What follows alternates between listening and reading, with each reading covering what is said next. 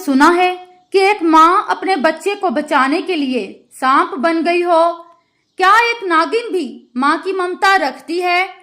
یہ کہانی ہے ایک ایسی ماں کی جس نے اپنی محبت میں انسانیت سے بھی آگے بڑھ کر قربانی دی۔ ایسی درد بھری، حیران کن اور سبق آموز کہانی جو آپ کا دل ہلا دے گی۔ پوری سنیے گا کیونکہ آخر میں ایک ایسا راز کھلے گا جو آپ کو رلا دے گا۔ دوستو، آج ہم آپ کو ایک ایسی سچی مگر خوفناک کہانی سنانے جا رہے ہیں جو آپ کے دل کو ہلا کر رکھ دے گی۔ یہ کہانی ایک گاؤں کے سادہ دل میاں بیوی اکبر اور سکینہ کی ہے جو محبت بھری زندگی گزار رہے تھے۔ ان کی زندگی کی واحد کمی اولاد تھی جو اندر ہی اندر انہیں توڑ رہی تھی۔ لاکھ دعائیں کی، علاج کروائے، مگر نہ سکینہ ماں بن سکی، نہ کوئی طبیب یا حکیم کام آیا۔ ایک دن سکینہ نے بھرائی آواز میں اپنے شوہر سے کہا، اکبر، میرے دل میں ایک ادھوری خواہش ہے، کاش اللہ ہماری بھی سن لے۔ اکبر نے اس کے دکھ کو محسوس کرتے ہوئے کہا، بیگم، میں بھی تمہارے درد میں برابر کا شریک ہوں۔ سنا ہے گاؤں کے باہر ایک درویش رہتا ہے جس کے پاس خاص علاج ہے، کیوں نہ اس کے پاس چلیں؟ وہ درویش ہندو تھا مگر اس کی نظر بہت تیز تھی۔ اس نے اکبر اور سکینہ کو غور سے دیکھا اور کہا، تم دونوں کی بے اولادی کسی بد دعا کا نتیجہ ہے۔ اگر گاؤں کے باہر موجود سانپ اور ناگن کے جوڑے کو مار ڈالو تو تمہاری گود بھی بھر جائے گی۔ اکبر اور سکینہ نے مجبور ہو کر درویش کی بات پر عمل کیا اور اس بے زبان جوڑے کو مار ڈالا۔ ناگن کی موت نے سانپ کو پاگل کر دیا۔ اس نے بدلہ لینے کی قسم کھا لی۔ کچھ ہی دنوں بعد سکینہ کے جسم میں تبدیلی آنے لگی۔ وہ امید سے ہو گئی۔ 9 ماہ بعد اللہ نے انہیں چاند سا بیٹا عطا کیا۔ خوشی کی انتہا نہ رہی، مگر غربت اب بھی ان کی زندگی کا امتحان تھی۔ اکبر نے سکینہ سے کہا، بیگم، اب میں پردیس جاؤں گا تاکہ تم اور ہمارے بیٹے کا بہتر مستقبل بنا سکوں۔ سکینہ نے آنسوؤں کے ساتھ رخصت کیا۔ اکبر چلا گیا اور سکینہ اپنے بیٹے کے ساتھ گھر میں رہ گئی۔ ایک دن دروازے پر دستک ہوئی۔ وہی درویش تھا جس کی آنکھوں میں انتقام کی آگ جل رہی تھی۔ اس نے کہا، تم نے میری ناگن کو مارا، اب تمہیں بدلہ چکانا ہوگا۔ اور پھر اس نے جادو سے سکینہ کو ناگن میں بدل دیا۔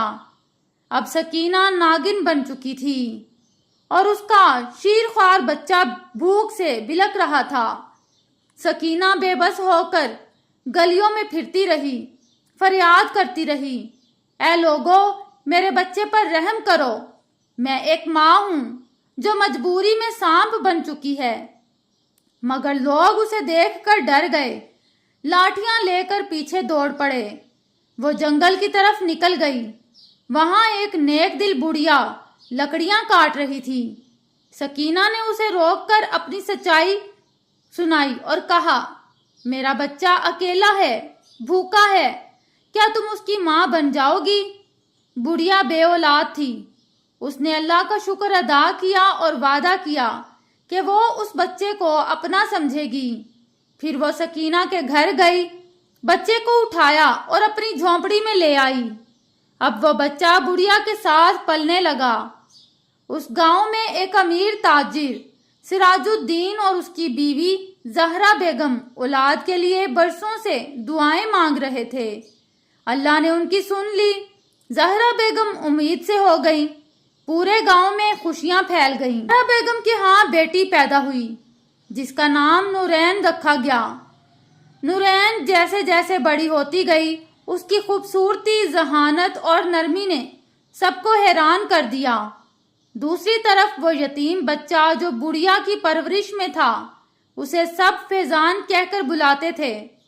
فیضان نہایت فرما بردار، ذہین اور شائستہ لڑکا تھا۔ بڑھیا نے اسے ایسے پالا جیسے وہ اس کا اپنا خون ہو۔ اس نے اسے تعلیم دلوائی، دین سکھایا اور دنیا کا شعور دیا۔ وقت گزرتا گیا، دونوں بچے جوان ہو گئے۔ نورین جب بازار جاتی تو اکثر فیضان سے ملاقات ہو جاتی۔ ابتدا میں خاموشی، پھر سلام، پھر بات چیت اور پھر دل کا رشتہ بن گیا۔ مگر دونوں جانتے تھے کہ سماج، ذات پات اور عمارت و غربت کے بیچ ان کے خواب کبھی پورے نہیں ہو سکتے۔ ایک دن نورین نے فیضان سے کہا، کاش ہم دونوں کسی عام گھرانے سے ہوتے، نہ کوئی رکاوٹ ہوتی، نہ فاصلہ۔ فیضان نے مسکرا کر کہا، نورین، محبت کرنے والوں کے راستے آسان نہیں ہوتے، لیکن صبر کرنے والوں کا خدا ضرور ساتھ دیتا ہے۔ ادھر سراج الدین اپنی بیٹی کی شادی ایک امیر نواب کے بیٹے سے طے کر چکا تھا۔ جب نورین کو یہ خبر ملی تو اس نے اپنی ماں سے رو کر کہا، امی، میں کسی اور کو قبول نہیں کر سکتی۔ اگر آپ میری خوشی چاہتی ہیں تو مجھے میرے حال پر چھوڑ دیں۔ زہرا بیگم نے اپنی بیٹی کے آنسو دیکھے تو دل پگھل گیا۔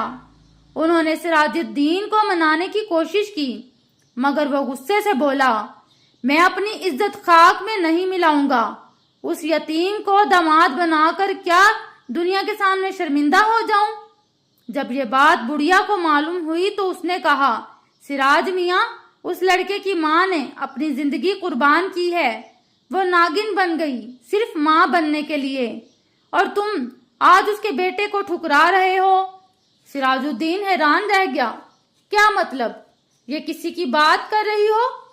بڑھیا نے سکینہ کی پوری کہانی سراج الدین کے سامنے رکھی۔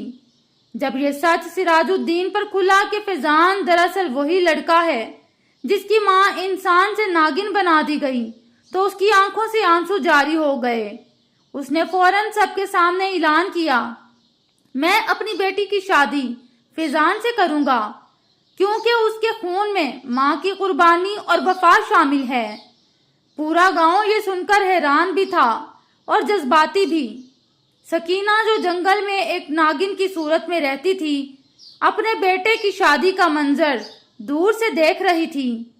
وہ جنگل میں بل کھاتی ہوئی ٹھنڈی آہ بھر کر بولی، یا اللہ، میرا بیٹا خوش ہے، بس اب مجھے موت دے دے۔ اسی وقت آسمان پر بادل گرجے، بجلی چمکی اور سکینہ کی روح اس کے جسم سے نکل کر آزاد ہو گئی۔ اس کا جسم انسان کی شکل میں واپس آ گیا اور ایسے لگا جیسے ایک نورانی روشنی نے اسے اپنی آغوش میں لے لیا ہو۔ ناظرین، ماں کی دعا کبھی خالی نہیں جاتی، چاہے وہ انسان ہو یا سانپ۔ اولاد کے لیے ماں کی قربانی ایک ایسا سچ ہے جو وقت کو بھی جھکا دیتا ہے۔ آپ کو یہ سٹوری کیسے لگی؟ آپ نے کمنٹ کر کے ضرور بتانا ہے، اور ویڈیو کو لائک ضرور کیجیے۔